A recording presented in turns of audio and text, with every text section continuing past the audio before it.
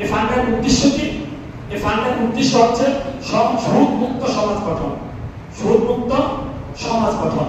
আর এই ফান্ডের কার্যকারিতা কি? এই ফান্ডের কার্যকারিতা হচ্ছে তারা একটা নির্দিষ্ট মেয়াদের 7 কিস্তি কিংবা 8 কিস্তি এতটুকু মেয়াদে যারা অগ্রস্ত, ঋণগ্রস্ত, বিপদগ্রস্ত, নিরুপায় হয়ে যারা এখন সুদের পত্তনের কিস্তির শরণাপন্ন হতে হবে, ওই সমস্ত ব্যক্তিদেরকে তারা বিনা সুদে, বিনা ইন্টারেস্টে, বিনা লাভে তাদেরকে কি করা হয়? ঋণ দেওয়া হয়, যাকে বলা হয় কর্জে হাসানা। যাকে বলা হয় কর্জে হাসানা। কর্জে হাসানার ফজিলত আল্লাহ হাবিব বলেন, বান্দার প্রত্যেকটা আমলকে 10 গুণ বৃদ্ধি করা হয়। এবং আপনি যদি কোনো মানুষকে একেবারে টাকা পয়সা দান করে দেন, এটাও 10 গুণ। কয় গুণ? 10 গুণ। কিন্তু আপনি যদি কর্জে হাসানা দেন, ওই কর্জে হাসানাকে আল্লাহ তাআলা 18 গুণ বৃদ্ধি করে দেন। সুবহানাল্লাহ। এই কার্যক্রমের উপরে আলোচনা এবং ইফতারের আয়োজন আজকে আমাদের এই মসজিদে করা হয়েছে।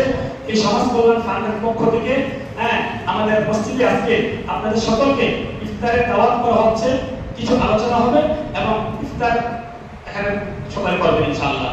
এই সমাজ কল্যাণ ফান্ড থেকে আজ অবধি এখন পর্যন্ত মোটামুটি একটা ছোট হিসাব দিই,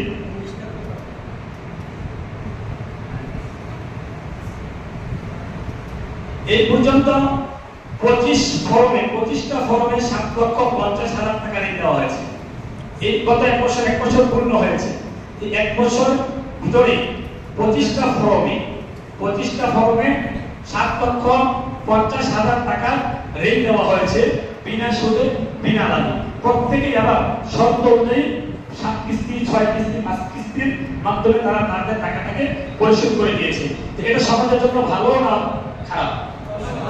এই পদক্ষেপ নেওয়াটা প্রত্যেকটা সমাজের, প্রত্যেকটা মহল্লার জন্য দরকার কি দরকার না?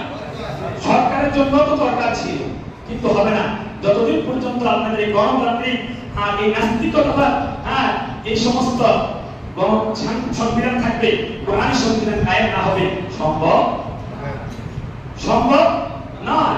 আমরা এই সমাজ কল্যাণ ফান্ডকে আমরা ধন্যবাদ জানাই, শুভেচ্ছা জানাই, তাদের জন্য আমরা দোয়া করি এবং তাদের পক্ষ থেকে আজকে আয়োজিত যে ইফতার মাহফিল আমরা প্রত্যেকেই শহীদ হব ইনশাআল্লাহ।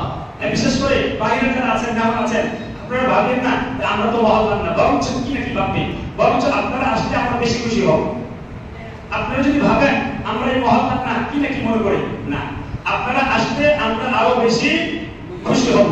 আল্লাহ আপনারা সকলকে আসার তৌফিক দান করুন। সবাই আল্লাহুম্মা আমিন। আমাদের মসজিদের সভাপতি সাহেব খুবই গুরুত্বপূর্ণ কিছু আলোচনা করবেন, আমরা প্রত্যেকের মনোযোগ দিয়ে শুনবো ইনশাআল্লাহ।